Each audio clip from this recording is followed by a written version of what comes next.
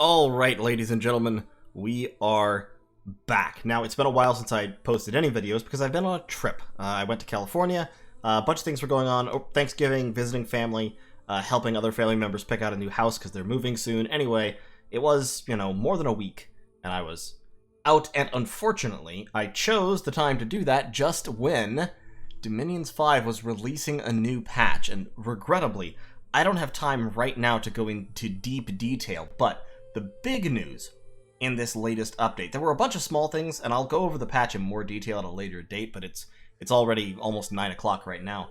The big thing was that this update introduced 2 new nations to the Middle Era. They introduced Ind, the magnificent kingdom of exalted virtue, and Naba, the queens of the desert. And both of these nations are really, really interesting. And so I just wanted to make a video, get it out tonight to talk about these in a little bit less detail than maybe a full nation analysis, but kind of move in that direction. I'm not going to make full nation analyses for these nations until I've gotten some time to fiddle around with them, to play them in test games, maybe play them in blitzes or in short multiplayer games, and see what they can really do. I can say that between the two of them, I have a very distinct preference, but I think that both of them are really, really cool. They have very interesting mechanics. They've got a lot of interesting stuff going on. So first, let's look at Ind, because it's on the top. So Ind, this is based off the legends of Prester John. Ind is a fabled kingdom of marvelous riches hidden beyond heathen lands. Led by righteous kings of unequaled piety, rumors of the kingdom have attracted the attention of other lords, but even the most ambitious expeditions have yet failed to find magnificent Ind. So here's the basic principle, and you can finish reading this if you want.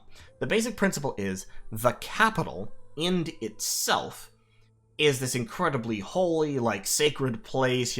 Every soldier is a priest, every commander is a bishop, every bishop is a lord. It's a religious theocracy. But Ind itself is then surrounded by subservient kingdoms of what they refer to as heathens and wild men, who work for Ind and kind of do their dirty work, while the Ind people themselves sort of sit back and keep their hands clean. So Ind has this new mechanic where its dominion hides province ownership. So you can't see who owns provinces that Ind's dominion is on unless you actually have scouts in that province. They have a lot of different kinds of magic. All of their fort-recruited commanders are priests. Only their holy 3 priests can become prophets, I believe. Every temple adds 1 to their sacred recruit limit, and this is because all of their base units are sacred. So archer priests are archers that are sacred. Soldier priests are basically infantry, like kind of medium-heavy infantry, that are sacred. Mirror guard are slightly heavier infantry with better stats that are sacred. And baculites are heavy 2-handed infantry with a standard effect and a Bane of Heresy on their weapons, which are sacred. These 2 you can only recruit 2 of per turn. These guys you can recruit up to your holy limit. And your holy limit, your sacred recruit limit, goes up by 1 for every temple you have. Plus, as Ind, you want to have a high dominion to spread your dominion and hide province ownership, and to mitigate your conflict penalty. Yes, Ind's dominion gets pushed out more easily than other people's dominions. You also get an extra astral bless point, which can be very interesting. In terms of your units up here, you have a basically communion slave priest who is sacred and a pretty good researcher, especially if you take Magic 3 Dominion, which you absolutely should. This guy is 12 RP for 110 gold and sacred, so half upkeep. So fantastic value there. You've got these guys. These 3 guys are all levels of priests that are commanders. So Bishop Generals, 80 leadership, priest level 2. Archbishop Marshal, 120 leadership, priest level 2. And then the Primate King, 120 leadership, priest level 3, plus some magic. Not a whole lot of magic, but some magic. However, this guy is slow to recruit, so there's that. But that's a recruitable holy 3. You then also have the Abbot Magus, which is your first real powerful capital-only wizard. Now, the Abbot Magus is old. He's a fairly powerful mage, fire, earth, and astral 2. And of course, sacred, so once again, half upkeep, which is really, really nice. And a fortune teller. And then you have the Abbot Magus Supreme. The Abbot Magus Supreme is not old because his max age is 190. And he has very good astral magic, earth, and fire, plus randoms. So he randoms another elemental path, and he has a small chance to random up to astral 4, which can be pretty neat. All of these guys are capital only. Then you have these guys. These guys can be recruited anywhere. You have Cannibal Warlords, which are pillagers. They cause unrest. They're berserk. They have 40 leadership. They're super cheap. You have the Bishop Viscount, which is the priest to commander, who is also a tax collector and reduces unrest. We'll talk about that in a second. So this guy reduces unrest by 2 points. This guy reduces unrest by 4 points per turn. He costs 4 recruitment points, unfortunately, so very slow to get Viceroy Primates. But he's Holy 3. So you have Recruit Anywhere Holy 3s as end in non-fort provinces. Now, of course, since he's 4 recruitment points and you can't recruit him in forts, he takes 4 turns to recruit, so there is that. And then you also have the Cannibal Shaman Chiefs. These guys are a small part of what makes Ind such an interesting nation. So we've already talked about they have sacred soldiers, they have sacred priests, all that is kind of cool. These guys are very interesting in that the Cannibal Shaman Chiefs, they cost 90 gold, they can be recruited anywhere you don't have a fort, and they're blood won with a random of all sorcery paths, which makes them incredibly potent. Yes, they're heretical, yes, they cause unrest, but fortunately for you, as Ind, you have priests recruitable anywhere that reduce unrest. These guys single-handedly make Ind, I would say, competitive with the best blood nations in the game, because you can stack these guys up, or have them scattered around even, just a few in each province, and they can really reduce the damage that you do to yourself by blood hunting. On top of that, they have this ability, Lord over Heathen Tribes. Now, I don't know that this is working the way it's intended to, but what this means is, these guys can take an action to levy cannibal warriors. And as I said, I'm not going to go into detail on every unit. I'll talk about that later. But basically, there's a whole bunch of different kinds of cannibal warriors. They are essentially, they're tribal, but they're high-quality tribal, like Bone Tribe. They're even actually a little bit better than Bone Tribe. Many of them berserk. There's, I think, 5 different varieties that I've seen. The 2 most common varieties are berserkers with multiple attacks. There's a variety that's basically Horse Tribe, but better. There's a variety that has a sword and shield, and so has like a defense skill of 15 or 16, which is really high for tribal infantry. There's a variety that is like both kinds of Wolf Tribe put together, so it has a bow attack, and then also 2 daggers. They're all pretty solid. They're all undisciplined. They all have high HP. And they all cause unrest, but because of this unrest reduction ability, and the fact that as Ind, you want to have high Dominion, and Dominion suppresses unrest, it doesn't really cause a lot of unrest to have these armies rampaging around, these cannibal armies. Plus, of course, as I said, Cannibal Shaman Chiefs are quite efficient blood hunters.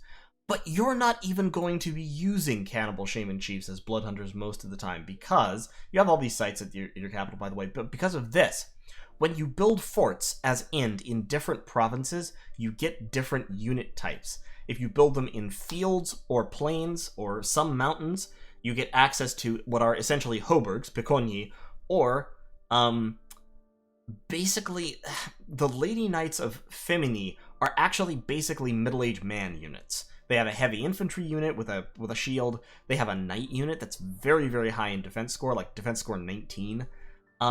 They have a mage, who is essentially it's an astral fire mage, so I think it's S1, F1 plus a random from S or F. And pretty efficient at that. So those are great. They also have archers, but nobody cares about those. Piconyi has very efficient armored Hoburg spearmen and armored Hoburg swordsmen, like Hoburg Burgmeister Guard, essentially. And little, I think, Earth 1 mages that are good researchers. In forests, you get Orionde, which has knights, which has fairly efficient crossbows, and also has centaur chariots, which are very good. They don't have any mages, I don't think, but they have several very efficient types of units.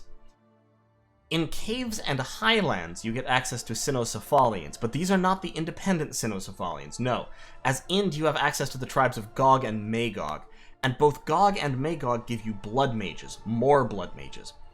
Magog Bitchmothers, that's not me swearing, that's the actual name of the unit. Magog Bitchmothers are essentially, they're very similar to, like, EA Lanka's Yoginis, but they start with Blood 2 instead of starting with Nature 2, and then they have an additional random.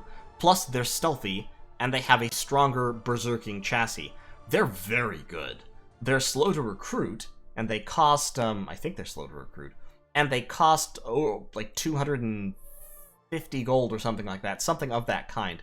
But they're stealthy, like a third of them, the ones who random death are stealthy Skeletal Spam Raiders, the ones who random blood, of which there's a small chance, are Blood 3. They can random nature and be nature 2. They can do all kinds of things. They're incredibly potent mages. And like I said, they're on a tough chassis. You can recruit Gog Reavers. Gog Reavers are incredibly powerful size 3 berserker units that have 3 attacks, like an axe, a sword, and a bite attack. And they have over 20 hit points, and Berserker, I think it's Berserker 3. Plus, they actually wear armor. They wear scale mail armor, so they're not pushovers by any means. They are very, very tough units. The Cynocephalians, I think, are going to be a lot of the power of Ind, because it gives them very effective blood mages and very effective troops. And then, in Wastelands, you get the Giants of the Lost Tribe. The Giants of the Lost Tribe are Anakites, except they have 2 things that make them useless. First of all, they're not sacred, and they don't have magical equipment, or less of their equipment is magical. They don't have the magic armor. And secondly, they have homesickness 30%. So if they're out of their home province for 3 turns, they die. That doesn't sound very useful, right? Well, here's the funny thing. They do have recruitable Adons as well, by the way. Kings of the Lost Tribe. But once again, homesickness 30%, you can't take them anywhere. The really funny thing, though, is the province defense, once you build a fort in Waste provinces, is Anakites. It's straight up Giants of the Lost Tribe. It's weirdly powerful. So if you have a throne on a wasteland, yeah, sure, build a fort there. Get that Anakite province defense. But so as a result, and like I said, I just don't have time to go through all the details, because Ind alone is going to be like an hour-long video. The vast majority of Ind's units, and even the majority of their useful mages, just don't appear here. They're here, and here, and here. And in particular, like I said, I think the Magog Bitch Mothers are going to be by far their most useful mage overall. Gog, it's not the Flesh Reavers. The Gog Berserker units are by far their most powerful unit, I think. They have all this free spawn. In forests, they can recruit a unit that free spawns another type of lion, the Lions of Strange Colors, all of which have different stats and all of which are better than the lions that, for example, Machaka can recruit. There's just all kinds of cool stuff in Ind. Now, Ind is not my favorite nation, and that's because Ind is a blood and communion nation with a lot of free spawn, which is scattered all the way across the map, because you can only have like 1 of these guys free spawning in each province. So basically, it's micromanagement hell. And it's a kind of nation that I don't really like playing. It's really cool. It's very interesting. It's fascinating, actually. But it's just like, it's going to be the most micromanagement intensive nation in the world. Because you've got communions going on, you've got blood hunting going on you have to manage, you've got free spawn going on that you have to collect up and move to the front lines. You've got all kinds of stuff. You've got all these different troop types.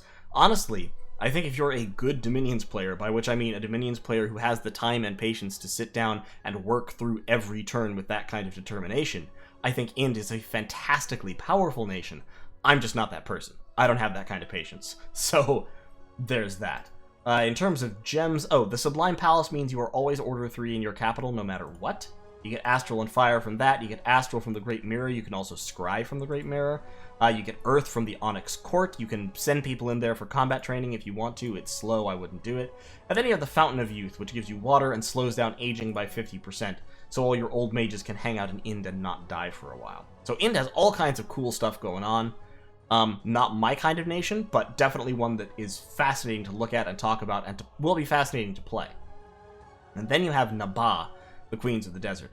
And Naba is exactly my type of nation. Naba is based off of essentially pre-Islamic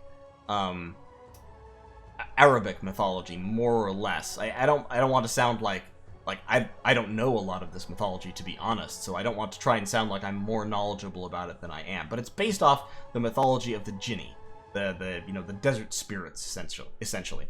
And this is sort of the Arabian Peninsula kind of associate nation of the Hinnom line, if that makes sense.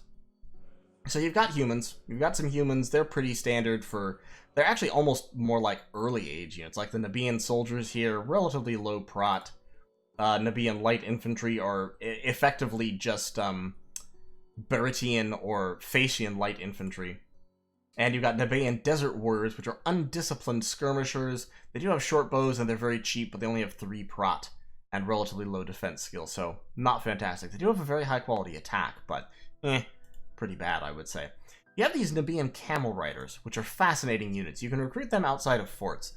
At first blush, I'm a little skeptical of them, because they have low prot and low hit points, but they do have a composite bow attack, so high precision, long range, decent damage. And they start with this falcon. Every one of them spawns a falcon at the start of every battle, and I'm told that the falcon has a charge attack. I haven't examined that in detail yet. Like I said, I just haven't had the time.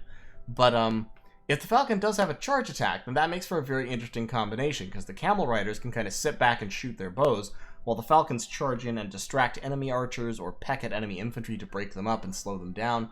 And then when they come in, the Nabaean camel riders do have high defense skill for being mounted, and this high quality scimitar attack. So, you know, could work out. They are also skirmishers, and they are disciplined, so you can give them orders, which is fantastic. In terms of other units, then, you have... these are essentially Avites. These are exactly the same, I think, in stats. Very small differences, like they use half helmets instead of iron caps, so they have slightly higher head prot and slightly higher resource cost than Avite light infantry. But these are basically Hinnom units. The Adite light infantry here are quite efficient. They're probably what I would use, them and camp riders. For their sacreds, then, their sacreds introduce the first of the things that's very interesting about Naba. These are the Jan Guard. They are Jans, that's their species. And the Jans, in Dominion's terms, are giant elves. So the Jans, the Jani, or the Janar, or whatever the plural is, I guess it's just Jan. They are size 3, they have giant level hit points and strength and stuff, giant stats, and they're also stealthy and have glamour. Which is a hilariously potent combination. The fact that they have the hit points to tank hits, they have the glamour, they have the decent stats, they don't have the high defense skill, the super high defense skill that, like, mounted elves have, like Vans. Vans are more expensive than Jangar, they cost 65 gold, they have defense skill of like 20 or something crazy. And the glamour, but they only have half the hit points, at about the same prot, if not a little bit less. But so the Jans have stealth, they have glamour, they have built-in fire resistance, they have an iron vulnerability. This is something that was added in this patch as well, and it's been applied to some of the elves as well. I think it's been applied to actually all of the elf units. I'll have to double check that, but many of the elf units also now have this. So any weapon that's made out of iron does extra damage, except for arrows. Any melee weapon made of iron does extra damage to Jans and to Jinni and to elves. You know, Nemedians, the TNN, Tirnanog elves, probably also... I'd imagine it also applies to the middle-aged nations like, well, I can actually check that here. Let's look at Ariu. Yep, iron vulnerability for the sea. The Daunshi doesn't apply to the Furbolg, but it does apply to the Tuathas as well. Yeah, so all the elves have iron vulnerability now. But Jangard are a really solid unit. I mean, they're not probably a top-tier sacred, but they're also not expensive. And they have all these nice qualities that makes them fantastic raiders and line combat units. Their attack is pretty high quality, their HP is good, there's all that stuff. They're just really solid. Which brings me to the commanders and the mages. You got scouts, you've got sheiks, which are camel rider leaders that are inspirational, albeit only leadership 60, and also tax collectors, and stealthy. Camel riders are also stealthy, you can raid with these bad boys. You have Adite General, which is a leadership 80 giant dude. For mages, then, you've got Karibs, which are very basic, Earth 1, Holy 1, not impressive, cheap research if you want it. They are stealthy. The Mukaribs, which are communion slaves, Astral 1, Priest level 2, so giant communion slaves, never a bad thing to have. The Jan Emir. The Jan Emir is another one of the really, really high-level thug chassis in this game, because he has stealth, he has glamour, he has excellent combat stats, and he has air magic, plus a random of fire, air, or earth. Any of these randoms is a very potent thug. With fire 2, he can cast Phoenix Pyre. With air 2, he can Cloud Trapeze and cast Mist Form. With earth 1, he can cast all of the important earth buffs like Iron Skin and Temper Flesh and Iron Will and all that stuff on himself. So these guys are really, really good. And I, being a person who loves thugging, I love them. I think they're amazing. I would marry a John Emir if one was around, probably. I don't know, he's kind of big, a little scary. But fantastic. The Sahir is a powerful, slow-to-recruit mage. Not capital only, you can recruit this guy anywhere, so I think this is probably the workhorse of the faction. Fire 2, Air 2, Earth 1, plus a random. Fire can't get Air 3, unfortunately, but can get Earth 2 or Fire 3, or it can get Astral and link into Communions. Iron Vulnerability, like all of the Jan have. Expensive, slow to recruit, but definitely worth it for a 6-path mage. Unfortunately, no 10% random, but hey, you can't have everything. And is sacred. Not a priest, but sacred, so they can be blessed. And they have glamour. So once again, with stealth and glamour, these guys are much, much more durable than most mages are. And he has earth, so he can throw Iron Skin or something on himself if he needs to. He's not going to die easy, is the point. Your capital-only mage, the Malika, the queens of the Jan, very expensive, but worth it. I mean, this is an 8-path mage, plus Holy One. Lots of cool randoms. You can get Astral and link her into Communions. You can get Air 4. You can get Fire 4. You can get Earth 2. That's probably the least useful, to be honest, because you can get Earth 2 a lot of other places. You can get Nature 1. This is the only nature magic that you have nationally. And having Nature lets you cast some cool spells. And unlike the lesser Jan, these ladies are actually ethereal, in addition to glamour, and they have this obfuscate ability, so they make armies smaller when they're near them. They also have magic power, so more powerful in high magic provinces, less powerful in high drain provinces. And then you have the Hermit Sahir. The Hermit Sahir is interesting. He's very similar to a Sorcerer of the Sands, only recruitable in, but better. Very cheap for the number of paths he has. 125 for a 4-path mage is pretty cheap.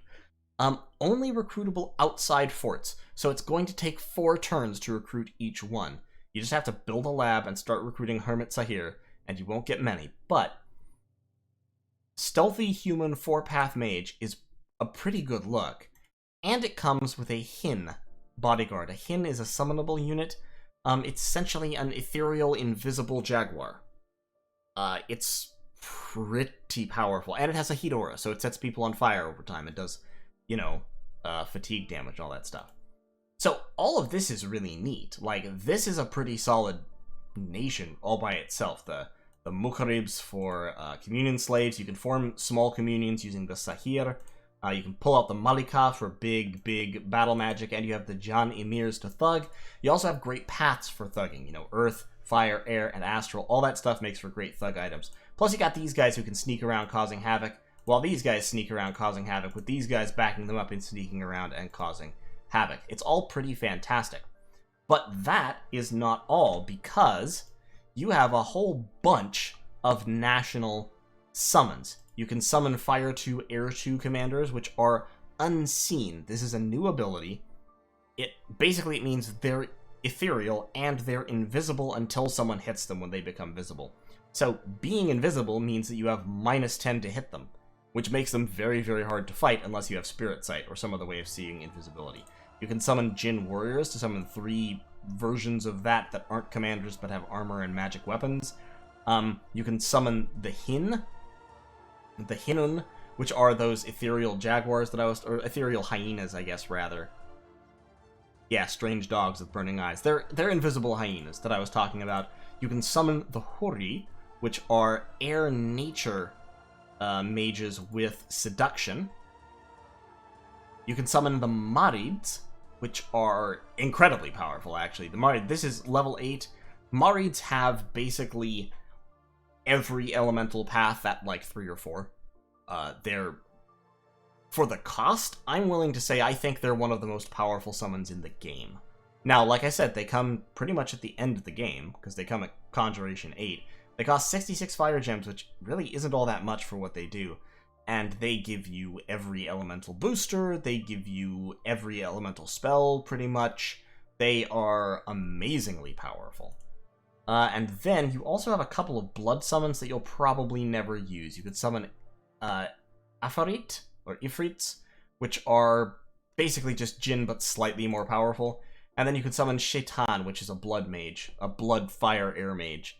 But like I said, this is a nation where you probably, and it seems weird to say this in Dominions, but playing as Naba, you probably never even want to take the time to go into blood. Like, it's not important. You have the tools that you need elsewhere. You also have a bunch of cool new god chassis, including the Colossi. The Bronze Colossus is ridiculously tough, but also ridiculously expensive.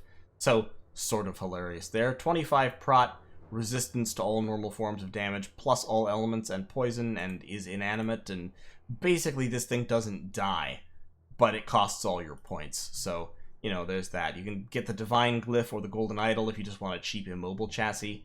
You have a bunch of new immobile chassis, actually, which are, I think, only available to you and also reduced for you. Somebody else might have gotten these. I think, like, somebody said that Machaka got a bunch of these god chassis. Let's see. Let's take a look at Machaka. Yeah, Machaka got a bunch of them as well, and they're slightly more expensive, so okay, that's fair. But yeah, you got the Ilahat, you got the Betels, the god stones, the god blocks, rather. All kinds of cool. You got this guy who has a bull head, isn't that cool? The Ilah of the Moon. Nice. But yeah, so Naba is I think Naba is really sweet. And Naba is a very straightforward kind of powerful nation. It also has the characteristic that its dominion hides province ownership, so that's an interesting little tweak on the, you know, the usual. And it's got all these giant elves, essentially. These guys are giant elves. This guy's a giant elf. All the mages are giant elves. The summons are even elfier in that they're actually invisible, and so are practically impossible to hit in combat. You can thug the hell out of those guys if you want to. But I wouldn't really, because they're your combat mages. I would thug the hell out of these guys. Because John Emirs, yeah, they're kind of expensive, but they're basically the same price as Vanjarls. And personally, I think they actually do the thugging thing better than Vanjarls do. Yes, they're slower. Yes, many of them can't cloud trapeze. But, like the Earth Random ones are sure as hell better thugs than Vanjarls are. The Fire Random ones also in a different way. And, unlike Vanjarls, they can wear shoes, so you can pop messenger boots on these bad boys. That's about all I have for tonight. Like I said, I just really can't. These nations, both of these nations, deserve for me to take the time to give them a much more in-depth look. And like I said, it's going to be like 45 minutes or an hour on each of these, because they are very, very interesting. As Janai, you start off with a pretty wide spread of gems. You have the Great Dam, which sets your capital to growth 3, so you could potentially go with a low growth strategy if you wanted to, though I probably wouldn't. And then you have the Vault of Incense and Marbles, which flat gives you an extra 100 gold per turn. So you start off rich and prosperous in your capital, and then it's kind of up to you what you do from that. I would probably... My inclination, I've been told that these guys are really, really good at expansion. I'm going to test that. I'm not sure about it. It'll depend on how good those hawks are, those falcons. My immediate inclination is to say expand with these guys, because like I said, these are Avite light infantry. I know they can expand. Or you can take a heavy bless and expand with Jan Guard, because they will absolutely expand. With Glamour and with the giant stat line, they hit like trucks. They can tank a lot of damage. If you slap like regeneration on these guys, I think you'll be in a pretty good place. Or you can very easily justify taking a dormant god with regeneration, so that when your summons start popping out and you want to start thugging Jan Emirs, you have that regeneration bless available. And you don't have to pay for it as much in the early game. But in any case, thanks so much for watching. That's going to be it for tonight. And I will get back to you very soon. All kinds of things are going to start happening about Dominions 5 on the channel pretty quick. We're going back into a heavy Dominions 5 circuit, because we're going to start some new games to hammer out into Naba. I am joining a tournament that Lucid Tactics is hosting. You may have seen him talking about it on his channel in the recent past. I've joined that. I'm in Game 1. Videos on that will start to come out in probably a couple of weeks. And we'll see how that's going. It should be fascinating. Hopefully I don't get eliminated Game 1, but it's possible that I will, because, I'm not all that good compared to some of these guys. And, of course, we'll have more Basic Nation analyses coming out. All kinds of stuff is starting to happen. And the the new DLC for Total War Warhammer 2 is about to drop, and I'm really excited for that because it's for the Skaven, and I love the Skaven. I don't think I have the time in the day to do everything that I want to do on the channel right now. But, in any case, I'm back. New nations. All kinds of cool stuff in the patch. Tournament games coming up. New subscriber games coming up, so stay tuned for that. Log on to my Discord if you want to see the news as soon as it comes out. I'm going to start opening up tournament games to regular subscriber recruitment probably in the next day or two. I've already actually opened a game up for Patreon supporters, so if you are a Patreon supporter, jump on the Discord and sign up if you want to play. I have 3 games, I think, that I'm going to run simultaneously. Each a little bit smaller than in the past, because I think smaller games are better. That's about all I got for now. Anyway, thank you so much for listening to me ramble, and I will see you in the next one.